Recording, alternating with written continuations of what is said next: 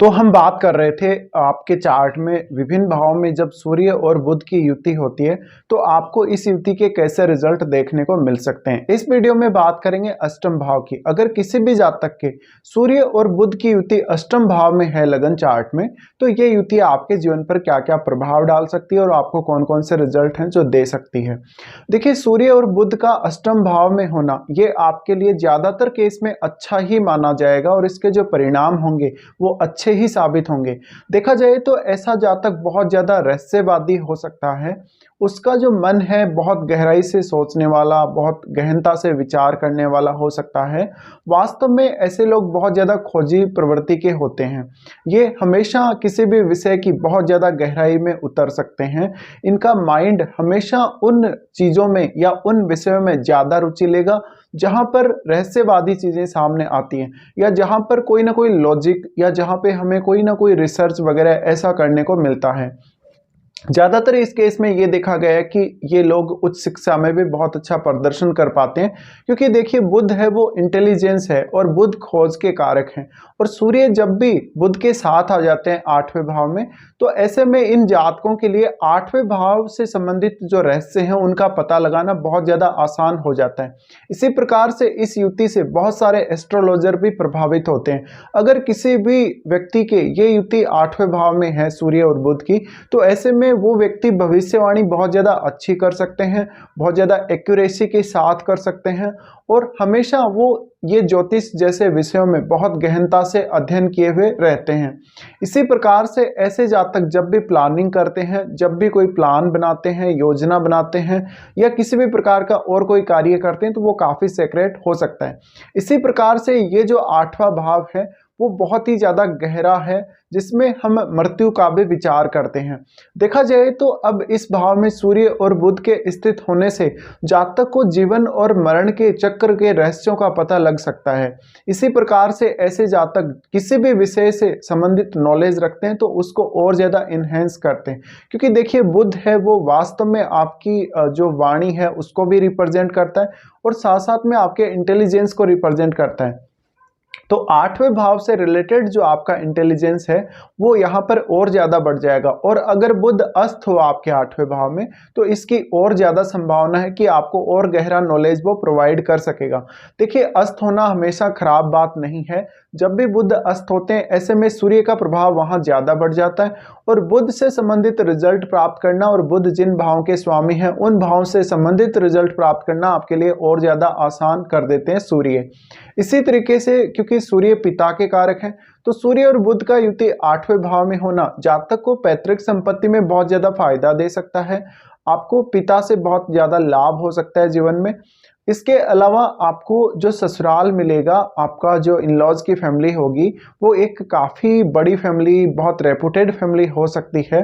उस फैमिली में बहुत सारे लोग ऐसे हो सकते हैं जिनका नेम फेम काफ़ी अच्छा हो सकता है, जो एक अच्छी पोस्ट पे हो सकते हैं, जॉब करने वाले हो सकते हैं।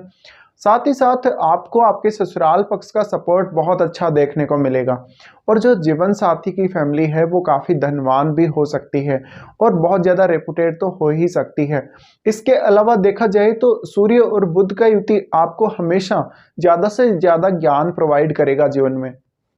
तो आपके जीवन में हमेशा ज्ञान की प्रधानता होगी और आपको आपकी जो क्षमताएं हैं उनका आभास सच में होने लगेगा। वास्तव में आपकी क्षमताओं में ये युति वृद्धि करती है। इसके अलावा ऐसे जातकों को योगा, मेडिटेशन वगैरह, कोई भी ध्यान साधना वगैरह, इन सब से बहुत ज़्यादा फायदा मिलता है जीवन में। सूर्य और बुध का आठवें भाव में युति करना मतलब आप ये समझ लो कि आठवां भाव है वो आपके लिए रहस्य नहीं रह जाता। उसके बाद आप उस रहस्य को पता लगाने के लिए कितनी भी गहराई तक जा सकते हैं, कितना भी गहराई तक अपने दिमाग को दौड़ा सकते हैं। तो हम ये भी बोल सकते हैं कि ऐसे जातक ही वास्तव में आगे चलकर वैज्ञानिक बनते हैं, या ऐसे जातक ही बहुत अच्छे रिसर्चर बन सकते हैं। ज़्यादातर केस में ऐसे जातक पीएचडी वगैरह करते हैं और बहुत ज़्यादा आगे जाते हैं अपनी हायर एजुकेशन में, वो बहुत ज़्यादा अच्छा प्रदर्शन करते हैं हमेशा ही। साथ साथ में जब भी ये कोई विषय पे विचार कर रहे होते हैं, या मान लीजिए कोई छोटी सी घटना है उस पर भी अगर ये विचार करें, तो हमेशा बहुत गहराई से सोचते हैं और बहुत गहराई तक विचार करते हैं। जब तक इनको क्यों, क्या, कैसे का आंसर नहीं मिल जाता जब तक ये रुकते नहीं है। तो देखा जाए तो ये युति आपको ज़्यादातर केस में बहुत ज़्यादा अच्छे रिजल्ट देगी। और ऐसा हो सकता है कि आप जो अपने इन्वेस्टमेंट से रिलेटेड डिसीजन लेते हैं वो डिसीजन काफ़ी वाइजली आप ले सकते हैं। फिर आप ये चेक कर लें कि आपके चार्ट में जो अष्टमेश है वो कौन सा ग्रह है और अष्टमेश का जो संबंध है सूर्य और बुध से वो कैसा है। इसके अलावा देखा जाए तो सूर्य और बुध यहाँ पे कितनी ज़्यादा क्लोज स्थिति में है, जितनी ज़्यादा यहाँ ये क्लोज स्थिति में होंगे या फिर बुध अस्त होगा तो आपको 8वें भाव से रिलेटेड चीज़ों का जो आभास है या 8वें भाव से रिलेटेड कार्य करने में बहुत ज़्यादा आसानी रहेगी और आपको काफ़ी ज़्यादा गेन भी होगा। अब 8वां भाव है वो वैसे देखा जाए तो दूसरे लोगों का धन है, वो दूसरे लोगों का पैसा है जो आपको बिना ज़्यादा मेहनत किए मिल सकता है। ऐसे में सूर्य और बुध का युति यहाँ करना ये दिखाता है कि जातक को हमेशा धन की स्थितियों में ये दोनों ग्रह फायदा करेंगे और मनी मैनेजमेंट में ऐसे जातक काफ़ी ज़्यादा अच्छे होंगे। हालांकि अब हम ये भी मानते हैं कि सूर्य जिस भाव में स्थित होते हैं उस भाव से संबंधित काम करके जातक ज़्यादा पॉपुलर हो सकता है, बट कभी कभी ऐसे जातक इस भाव से रिलेटेड काम करके बहुत ज़्यादा नेम फेम प्राप्त करते हैं और कभी कभी उनकी क्षमताएं उतनी ज़्यादा सामने नहीं आ पाती क्योंकि 8वां भाव है वो बहुत ज़्यादा गहरा है, वहाँ पे बहुत ज़्यादा रहस्यमयी चीज़ें होती हैं, रहस्यमयी घटनाएं होती हैं और उन सब का पता लगाना हर किसी के बस की बात नहीं है।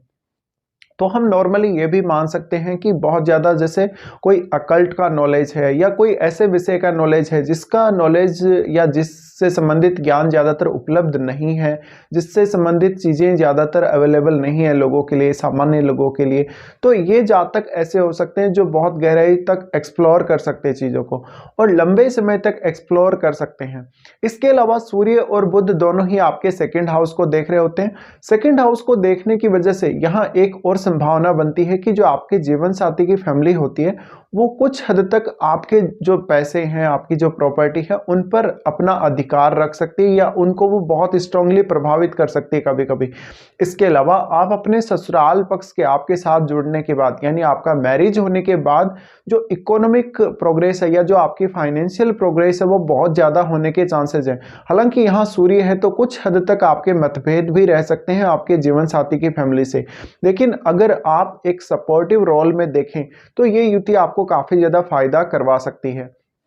फिर देखा जाए तो पैतृक संपत्ति में भी ये युति आपको बहुत ज़्यादा फायदा करवा सकती है। साथ ही ऐसे जातकों का जो इंटेलिजेंस है वो बहुत गहरा होता है, बहुत ज़्यादा होता है, तो ये जातक बहुत सारे अलग अलग विषयों का नॉलेज रखने वाले हो सकते हैं। साथ साथ में इनमें कॉन्फिडेंस बहुत ज़्यादा होता है, ये हमेशा बहुत गहराई से सोचने समझने वाले और बहुत ही विवेकशील तरीके से डिसीजन लेने वाले हो सकते हैं। अब देखा जाए तो ऐसी स्थिति में कभी कभी जातक है वो कैरियर में थोड़ा सा स्ट्रगल फेस करता है स्टार्टिंग में, लेकिन एक समय बाद जब उनका करियर अच्छे से सेटल हो जाता है उसके बाद जातक अपने करियर में बहुत ज़्यादा आगे तक जाता है। तो ये जो युति है वास्तव में बहुत ही अच्छे परिणाम आप लोगों को इस प्रकार से दे सकती है।